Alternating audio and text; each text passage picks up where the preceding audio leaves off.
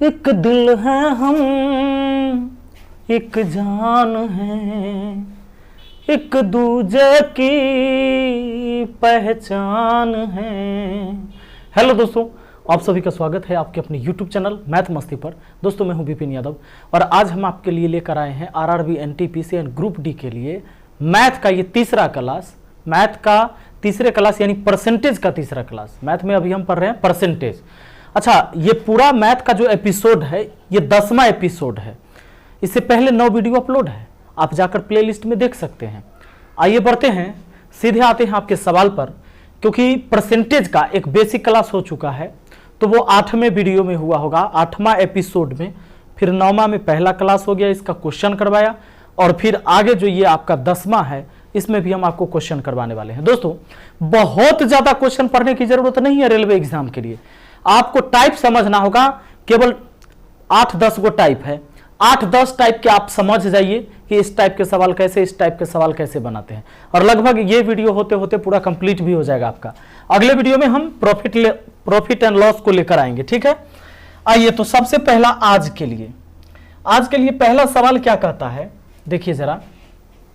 सवाल का कहना है ए की आय 5%, बी की आय के 15% के बराबर है तथा बी की आय का 10% सी की आय के 20% के बराबर है। यदि सी का आय 2000 रुपया है तो ए की आय क्या होगी। इसको दो तरीके से हम आपको बताना चाहेंगे, क्योंकि एक तरीका जो आराम से आप कॉन्सेप्ट के साथ समझेंगे और दूसरा तरीका जो एग्जाम में आप लगाएंगे, ठीक है। तो देखिए क्या है, ए की आय का 5%। अब ए की आय का 5%, ए के आय को ए मान लेते हैं, तो ए के आय का 5% का मतलब होता है गुना बी के आय के 15% के बराबर है। बी के आय के 15% के बराबर है, इतना बात। उसके बाद कहता है कि बी की आय का 10%, सी के आय के 20% के बराबर है। अगला है कि बी के आय का 10%, सी के आय के 20% के बराबर है। ये दो कहानी है इस सवाल में, दो स्टेटमेंट पहले दिया हुआ है। आइए इसमें बात करें तो प्रतिशत से प्रतिशत काट दें और 5 तिहाई हो जाएगा 15। अब ए बट्टा बी के लिए हम क्या लिख सकते हैं जानते हैं, उधर 3 जीव का त्यों तो बट्टा में 1 हो जाएगा।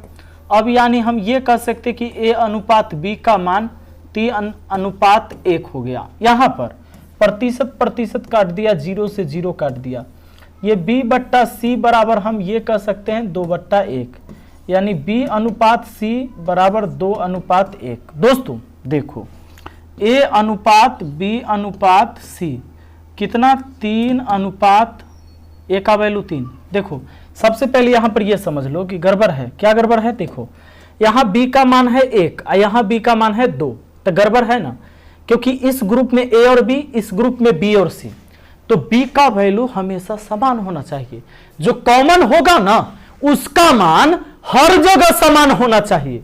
तो सुनिए, बी का मान यहाँ 2 है, इसको 2 बना सकते हैं। कैसे, 2 से गुना करके, 2 1 कम 2, 2 3 6। अब हमें पता चल गया कि ए बी सी का मान कितना, ए का मान 6, बी का मान 2, सी का मान 1। दोस्तों क्या कहता है इस सवाल में जानते हैं। सवाल में कहता है कि सी की आय है 2000 रुपए, तो ए की आय कितनी होगी। सी की आय है 2000, सी के आय है 2000, तो सी का आय अनुपात में है 1 जबकि रियल में है 2000। 1 का वैल्यू 2000 हो गया, पूछा है ए का, तो 1 का वैल्यू 2000, तो 6 का वैल्यू कितना हो जाएगा, 6 दूना 12000। आइए दोस्तों देखते हैं दूसरा सवाल। कहता है कि दो संख्याओं का अंतर बड़ी संख्या के 20% के बराबर है। यदि छोटी संख्या 12 है तो बड़ी संख्या क्या होगी। कहता है दो संख्या का अंतर बड़ी संख्या के 20% के बराबर है। यदि छोटी संख्या 12 है, बताइए छोटी संख्या कितना है, 12 है, तो बड़ी संख्या क्या होगी। बड़ी संख्या x मान लेते हैं। और कहता है दो संख्या का अंतर बड़ी संख्या के 20% के बराबर है। ये दोनों संख्या का जो अंतर है ना, यही बड़ी संख्या के 20% के बराबर है। तो एक काम करते हैं, अंतर लिखने के लिए बड़ी संख्या हम पहले लिखेंगे। बड़ी संख्या, ये छोटी संख्या। बड़ी संख्या जब हमसे पूछा है तो बड़ी संख्या हमने x मान लिया। बड़ी संख्या क्या मान लिया, x मान लिया। सवाल कहता है कि दोनों संख्या का जो अंतर है वो बड़ी संख्या के 20% के बराबर है। अब बताइए x माइनस ये 12 बराबर ये हो जाएगा x/5, क्योंकि 20% का मान 1/5, 1/5 से इसमें गुना हुआ तो x/5।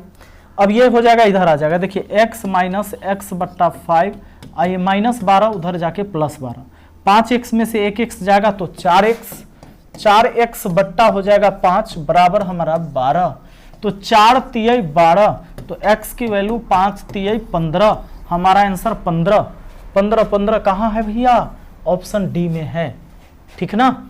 अगला सवाल आ जाइए ना। अगला सवाल कहता है तीसरा, ए ने 240 रुपए तथा बी ने 160 रुपए लगाकर एक व्यापार शुरू किया। काम करने के कारण बी को कुल लाभ का 20% स्वरूप प्राप्त होता है, ठीक बात है, तथा शेष लाभ को उनके पूंजी के अनुपात में बांटा जाता है। साल के अंत में 200 रुपए के कुल लाभ की राशि में ए को कुल कितने रकम प्राप्त हुई। और इस सवाल को बनाएंगे कैसे। सबसे पहले आप एक बात देख रहे हैं कि ए जो है 240 रुपया लगाता है, अब बी यहां पर 160 रुपया लगाता है, ठीक बात। उसके बाद कहता है कि बी कुल लाभ में से 20% पहले ले लेगा, तो शेष राशि कितना बचेगा, बताइए शेष राशि कितना बचेगा। 200 का 20% तो ले लेगा आपको बी, तो 200 का 80% बचेगा, प्रतिशत से 2 जीरो काटिए, 8 दूना 16, 160 रुपया बचेगा।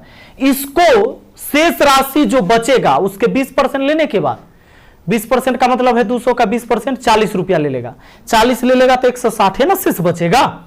उस 160 को अब पूंजी के अनुपात में बांटेगा, तो पूंजी के अनुपात में जब बांटेगा तो यही पूंजी है, इसका अनुपात कर लेते हैं, अनुपात मतलब बट्टा काट देते हैं, 8 से 8 तेरी 24, 8 दूना 16, यानी 3:2 में बांटेगा। तो ए का हिस्सा क्या होगा, ए का हिस्सा जो राशि 160 है उसका 3, कुल कितना का, तो 5 का, है ना, 3/5, 5 से इसको काट दिए, 5 तिहाई 15, 5 दूना 10, 32 तिहाई 96, 96 रुपया कहाँ है, तो ऑप्शन डी में है, हमारा आंसर तैयार है ऑप्शन डी।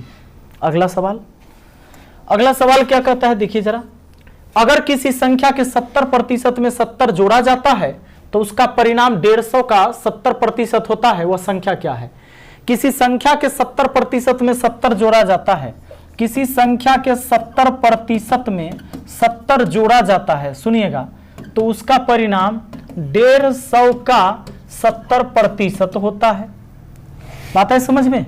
यहां पर क्या कहा जानते हैं, किसी संख्या के 70% में 70 जोड़ा जाता है तो परिणाम जो आता है वो 150 का 70%। अब एक काम करते हैं, देखिए ये यहां से तो आप प्रतिशत से 2 जीरो आप काट सकते हैं, 15 7 105 हो गया। x गुना 70% का मतलब हुआ बट्टा में 100, और ये 15 7 105 हुआ, 70 को उधर घटा दीजिए तो 30 और 5 35 ज्यादा है ये, अच्छा 70 बट्टा 100, 0 से 0 भी कट गया, ये आपका 7x बट्टा 10 हो गया। अब बराबर ये 105 में से 70 गया तो आपका हो गया ये 35, 7 पचे 35, तो 10 पचे 50, x का मान कितना 50 है आपका, ऑप्शन डी। डी है या ए है, दोनों है, तो इसको 60 बना दीजिए, ठीक है। चलिए हो गया, ये 10 पचे 50 हो गया। अगला सवाल पर आ जाइए, 5 नंबर, एक फैक्ट्री श्रमिक को वेतन के रूप में 440 रुपए मिलते हैं, जो उसके गत वर्ष के वेतन से 10% अधिक है। गत वर्ष उसका वेतन कितना था, कहता है कि अभी उसको 440 रुपया मिलता है जो पहले से 10% ज्यादा है। तो पहले जितना कमाई होता था उससे 10% अब ज्यादा मिल रहा है, तो पहले 100% रहा होगा उसकी टोटल कमाई। दोस्तों टोटल को हम 100% कहेंगे, कुल कमाई 100%, लेकिन अब 10% वृद्धि हो गया है, तो हम कह सकते कि चूंकि अब वो कमाता है पहले से 110%, पहले का 110%, जबकि रुपया है अभी रियल में 440, तो पहले वाला मान निकालना है, यानी शुरू में कितना कमाता था, तो 100% का मान निकालेंगे। ये 440 बट्टा में 110 और 100 से गुना कर देंगे, 100% का मान निकालना है, तो 0 से 0 काट देंगे, 11 चौके 44, 4 में 100 से गुना तो हो जाएगा हमारा 400 आंसर। 400 कहाँ है भैया, ऑप्शन ए में है, ऑप्शन ए में, ठीक ना। अगला सवाल आ जाइए, 7 नंबर, यहाँ 6 है। चलिए सवाल का कहना है, एक परीक्षा में 65 अभ्यर्थी बैठे हैं, उसमें से 60% उत्तीर्ण हुए। यदि अनुत्तीर्ण छात्र में से 5 को परीक्षा में नहीं बैठने दिया गया होता तो उत्तीर्ण प्रतिशत क्या होता? सुनिएगा, अच्छा सवाल है। कहता है कि परीक्षा में 65 अभ्यर्थी बैठे और उसमें 60% उत्तीर्ण हुए, यानी पास हो गया 60%। दोस्तों 65 का 60% कितना होता है? तो 65 का 60% का मतलब 3/5, 5 से कटा 13 बार में, 13 तिहाई 39 विद्यार्थी पास हो गया। 65 में पास हुआ 39 विद्यार्थी। सवाल क्या कहता है जानते हैं? सवाल कहता है ये कि अगर फेल होए वाला में से 5 गो नहीं रहता तब कितना प्रतिशत पास होता? तब पास तो यही होता, लेकिन फेल वाला 5 गो नहीं रहता तो 60 लड़का पड़ी 39 पास हो जाता। तो अब प्रतिशत पास स्टूडेंट, अब प्रतिशत पास स्टूडेंट, पास स्टूडेंट हमारा कितना हो जाएगा? पास तो 39 गो ही होगा, लेकिन अब 60 गो में होगा। प्रतिशत के लिए 100 से गुना, 0 से 0 काट दीजिए, और 3 से इसको काटिएगा तो 2 बार में, और 3 से इसको काटिएगा तो 13 बार में, और 2 से 10 को काटिएगा 5 बार में, यानी 13 पचे 65% विद्यार्थी अब पास होगा। 65% विद्यार्थी अब पास होगा। ठीक है, आइए अगला सवाल पर आ जाते हैं। 7वां कहता है 3/4 के कितने प्रतिशत का मान 7/8 है?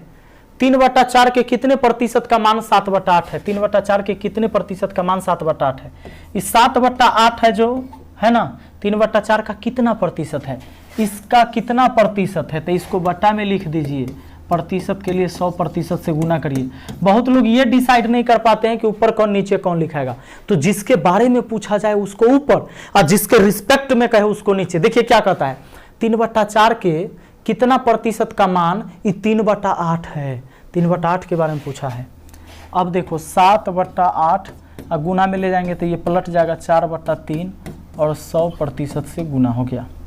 चलो 4 दूना 8, 2 से 100 को काटा 50 बार में। ठीक है, अब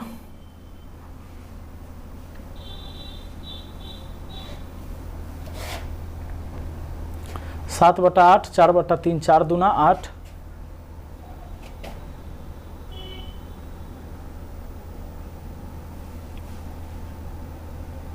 7 पचे 35, 350/3, 3 एकम 3, 3 एकम 3, शेष बचा 3 छके 18, 116%।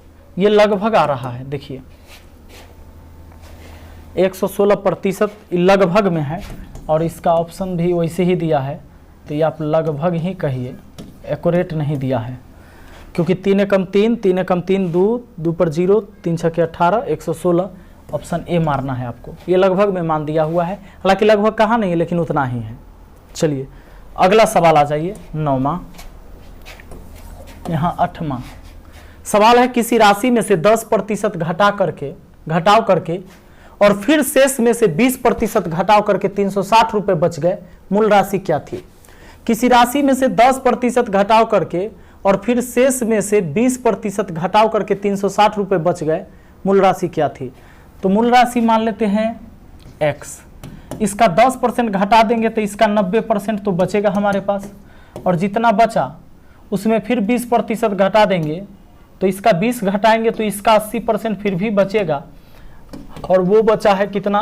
360। बस जो राशि था उसका 10% घटाएंगे तो उस राशि का 90% बचेगा। फिर कहता है फिर 20% घटाएंगे तो जो राशि बचा हुआ था उसमें 20% घटाएंगे तो उसका 80% अभी भी बचा रहेगा, और जो लास्ट का बचत है वो 360, तो बराबर में बचत लिख दी। इधर भी बचत उधर भी बचत, बराबर हो गया।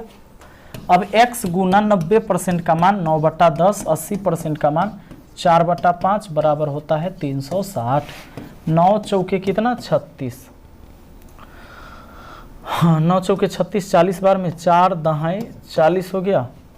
अब लीजिए 5 और 10 और 10 गुना हो गया, यानी x बराबर हो गया 5 पर 2 0, 500 आंसर। ठीक है ना। अगला सवाल आ जाइए, 10 9 कहता है 6 लीटर चीनी के विलयन में जिसमें 4% चीनी है, में से 1 लीटर पानी वाष्पीकृत किया जाता है तो शेष बचे विलयन में चीनी की प्रतिशतता क्या होगी।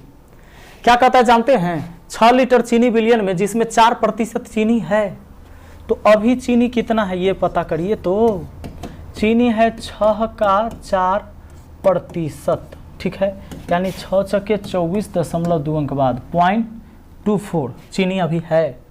कहता है शेष, हाँ अब कहता है कि 1 लीटर, यहाँ देखो 1 लीटर पानी वाष्पीकृत किया जाता है, पानी वाष्पीकृत किया जाएगा तो 6 लीटर था, अब बचेगा 5 लीटर। अब उसमें कहता है चीनी की प्रतिशत कितना होगा। चीनी तो यही है, ये नहीं वाष्पीकृत हुआ है, पानी 1 लीटर उड़ गया है, तो अब पानी 5 लीटर है, यानी ये चीनी इतना पानी में कै प्रतिशत कहलाया।